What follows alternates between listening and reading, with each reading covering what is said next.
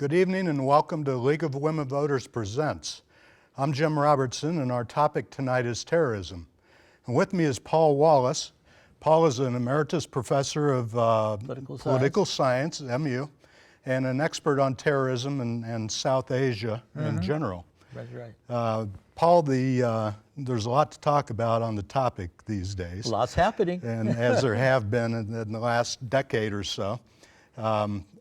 I'd like to start the conversation by defining what we speak of when we're speaking of terrorism. I'd like to be able to define it myself, too. Okay, well, you're the man. A couple decades ago, when I first got involved in this subject, I got a call from the then Dean of Terror Studies in the United States, Martha Crenshaw. And she wanted me to present the specialty area that I'm concerned with, which is terrorism as part of India, in which SIKH, S-I-K-H, were engaged in the terrorist movement. So I said, okay, Martha, but how do we define terrorism? And she says, well, that'll be up to you and the other specialists for all the other areas of the world. So we got together and argued for, what, hour and a half, 2 hours. And we finally gave up, and the consensus was everybody will define it by itself. I see. And one reason for that is one person's terrorist is another person's freedom fighter. So that's one difference. Which side are you on? Then another major difference is how do you deal with terrorism? Do you deal with it as a group? Do you deal with it individually? Do you deal with it as tactics? So there's a whole area. But a really major difference is a lot of political scientists and others who study terrorism say the state cannot commit terrorism. Why? Because the state has legitimacy of the use of violence. So it's those who are opposing the state who are terrorists. And the state, in terms of law and order, can't be terrorists because they're keeping control. Right. But that's not what the facts say. If you look at Argentina, if you look at Adolf Hitler, if you look at Stalin, any number of examples, state terrorism is as prevalent as movement terrorism. Mm-hmm. Well, is there a distinction to be made or not between attacks made on non-combatants, on civilians, and attacks made on an army, on a military? For instance, the Boston Marathon bombings were designed and carried out to inflict pain and damage on civilians, It's on called just people. Soft targets. Soft targets. Let's look at attacks on a base in Afghanistan, let's say on CIA operatives, or on a Texas military base. Sure. Now, should we make a distinction in that as one warfare and one terrorism? Well, I do have 7 characteristics All right. regarding terrorism, and non-combatant attacks is one of those. That terrorism involves non-combatants. I mean, there are a number of other characteristics too. That one of my defining characteristics must be political. So somebody who, like yesterday and the day before shoots up a school or something, and does not have a political message, that's terrorism as far as the people are concerned, but it's not in my bailiwick. Gotcha. Because I'm interested in political terrorism, that the symbolism is very important, not because somebody has a axe to grind or automatic weapons they want to unload. So I think that's very important. Yeah, that's a very useful distinction. So that is, so the title of my course on terrorism, the subtitle is Religious, Ethnic, and Ideological Politics. So I'm looking at the ethnic motivations, the religious motivations, and ideological, communist, fascist, whatever. Right. And I think that's important. So in almost every instance, it's a group situation. But there are exceptions. We had the Unabomber who terrorized the United States for over a decade. You know, he killed a dozen people or so with these letter bombs. But he did terrorize as an individual. And he had a political message he was setting forth in terms of modern society. And we had the Boston Marathon, which occurred last month. Right. And the 2 individuals there, particularly the elder brother, did have a political message Now, we don't see him necessarily as related to, say, the Chechen national movement, even though he went to that part of Russia. And they're trying to develop the links now. But it's very possible he didn't have links. He was upset, and he got his younger brother involved with him. They went to the web, they built their bombs, and they exploded them at the Boston Marathon. But that's still terrorism. He Right. terrorized Boston like it's never been terrorized exactly. since 1776. It's a little bit hard to define the basis of Right. his terrorism. So there are exceptions. But we tend to throw them in with Islamic terrorism, Right. as if that's monolithic. Right. And is The Chechen one's a good example because there are two Chechen revolts against Russia. This is after Russia fell apart, Soviet Union fell apart in 1991. The first revolution against the Soviet Union, against Russia, with the Chechens seeking independence, was a nationalist expression.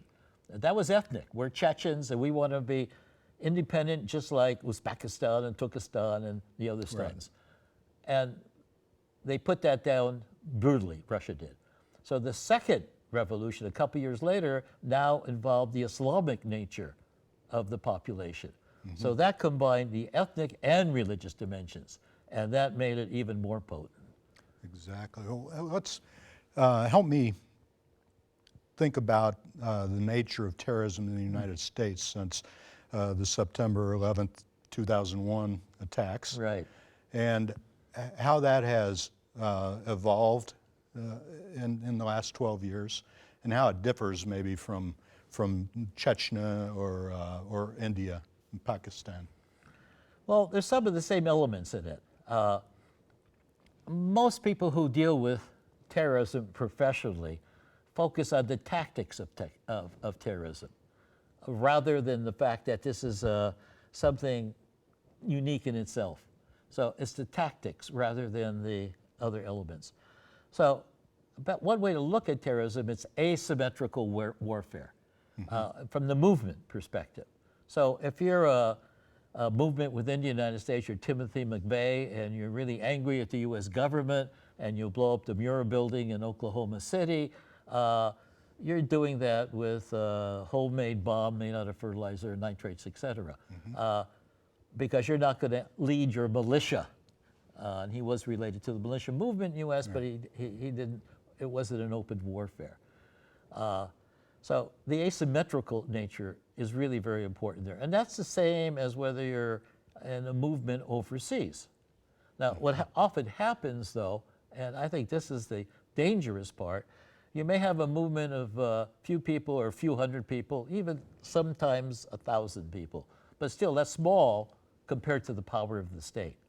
But then how the state reacts to that, and I think that's the message for the U.S., how the state reacts to that is really crucial. Because if the state treats this in terms of what are the reasons for this movement, how do we find out more about this movement, how do we deal with the problems that they have, as well as treat it as a criminal movement. Obviously, if they're engaged in violence, and violence is another characteristic that I include among my 7 characteristics. If it's a violent movement, simply crushing it may not be the answer to it. So how you deal with it is very effective. So 9/11, 2001, when we had the World Trade Center and the Pentagon and the hijacking of the airplanes, we declared a war against terrorism. And it wasn't just a war in terms of those who attacked us, it's GWOT. When I first saw those initials, I said, what is GWOT? This has got to be out of some old Flash Gordon movie or something. Well, General War on Terrorism. And we decided, since we're a world power and we're being attacked from some base in Afghanistan, we have to declare it everywhere that it exists. It's a global so war. That's what distinguishes it from Pakistan, from the Tamil Tigers in Sri Lanka, from the Sendero Luminoso in Peru, and a number of other movements. They're within national boundaries by and large. Now, Hezbollah in Lebanon has gone beyond its national Syria boundaries. now, right. In Syria, it just helped the Syrian army win a major battle. It's attacked Israeli tourists in Bulgaria. It attacked Jewish community centers in Argentina. So it has an international reach, limited, but international reach. But it doesn't have the global kind of power that U.S. has. So that's one distinguishing characteristics. And the fact that everybody wants to attack us if we're seen as their enemy. Right. The attacks on the World Trade Center and the Pentagon and the others were extraordinary because they took place on U.S. soil. Right. One of the few times that has happened. And our response, various responses, including the U.S. Patriot Act, which the ramifications of are still unfolding now and coming back into the debate. Do you believe that the way that the government responded to those attacks prevented additional attacks on U.S. soil? And if so, how is that different from the internal terrorism of Southern Asia? My answer to that very simply is yes and no. Okay. First of all, 2001 was the first time the general public in the United States became aware that we were under attack. But 1998, a couple years before, our embassies in Tanzania and in Kenya were attacked, and many people were killed there. And then year 2000, the USS Cole, which was a U.S. ship, was attacked by a little craft, but loaded with munitions, and a big hole was blown. A lot of American sailors were killed. And there was an earlier attack on the trade centers. And 1993 was the first attack at the World Trade Center. That was in the garage, and they blew up a part of that and didn't tumble the building then. So we were already receiving attacks. Now, the reason I mentioned that is when 2001 broke out, a former student of mine who was heading the news program in KBIA phoned me, and he says, "You know anything about these attacks?" This was 8 o'clock or 9 o'clock in the morning. And I says, "Well, the signature is Al-Qaeda." He says, "What's Al-Qaeda?" You know, if somebody said to you today, "What's Al-Qaeda?" You would say, "Where have you been the last 30 years or 20 years or so?" But the public was not aware of Al-Qaeda, even though we're the ones who built that base in Afghanistan. Our CIA was a major contributor. We helped Osama bin Laden develop in their fight against the Soviet Union in Afghanistan. So there was a whole background to that. So we already were involved in all of that. And then the response by the government and Homeland Security, and as the heightened security, have the steps they've taken prevented subsequent attacks? Yeah, I was going to come back. That's the major question, I know. But I wanted to, first of all, make the point, what's been happening was really not new to people who've been following it. Or U.S. intelligence. We had lots of information on this. It just brought it to the top of our consciousness.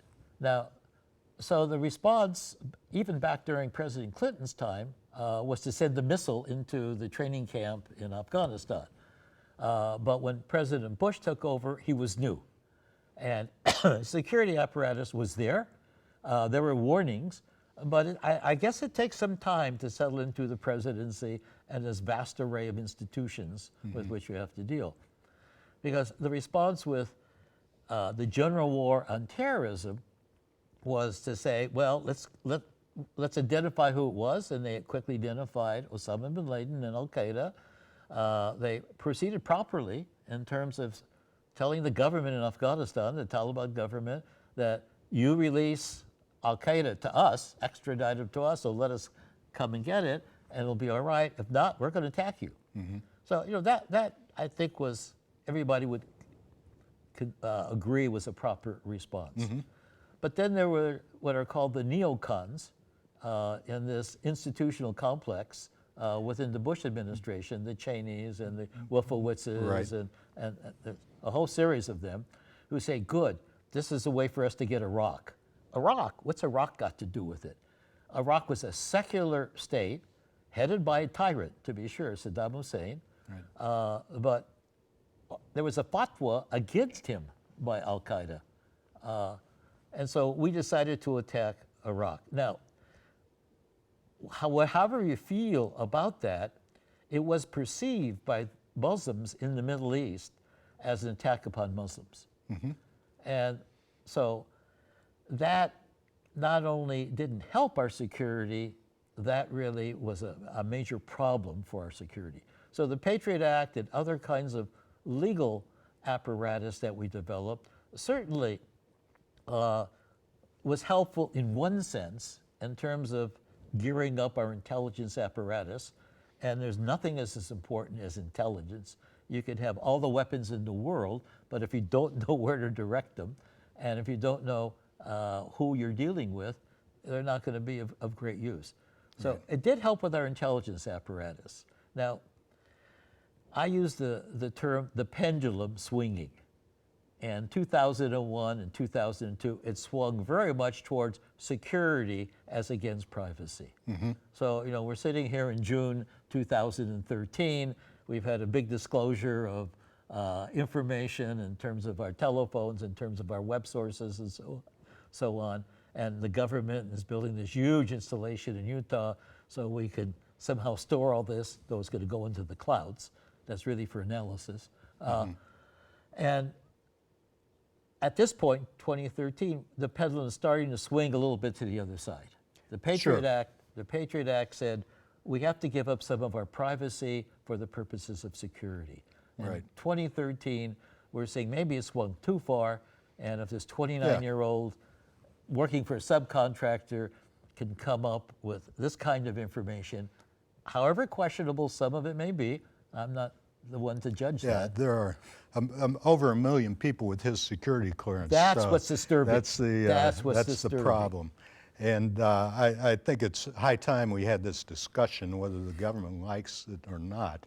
The American people should know where their information's going. And it's interesting, it's not a pro or anti-Obama question now. Right. It's how do we proceed as a country to deal with the problems of security and privacy? Right. And that we badly need.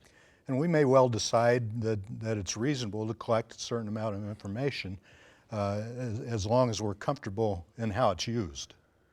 And how, you know, one of the questions is who's using it and who's watching the users and who's watching the watchers who are watching the users. So it's kind of complex. So that's kind of a problem with an open society, an open democracy, isn't it? I mean, we love our freedoms, and we love our civil liberties, but we want to keep the bad guys away.